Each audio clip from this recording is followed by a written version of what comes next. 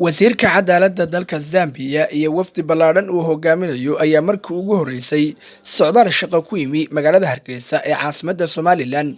Sidaasina waxa wakaaladda wararka Soomaaliya ee Soola u xaqiijiyay kusimaha wasiirka arrimaha dibadda iyo iskaashiga caalamiga ahna wasiir ku-xigeenka wasaaradda arrimaha dibadda Liibaan Yuusuf Cusmaan.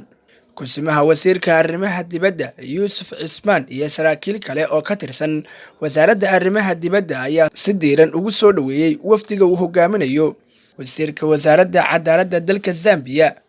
kusimaha wasiirka wasaaradda arrimaha dibadda Liibaan Yuusuf Cismaan waxa uu tilmaamay in wafdiga wasiirka Zambia ay kulamo la yeelan doonaan mas'uuliyiinta xukuumadda iyadoona maalinta berri ah ay la kulmi doonaan madaxweynaha jamhuuriyadda Somaliland Muuse Biixi Cabdi, waxaana uu tilmaamay in si wada jir ah uga wada hadli doonaan iskaashiga iyo maslaxadda labada dal. wasiirka cadaaladda Zambia waxa uu hore u ahaan jiray wasiirkii hore ee arrimaha dibadda dalkaasi oo ku yaala koonfurta qaaradda Afrika, kaasi oo xogogaal u ah qadiyadda Somaliland.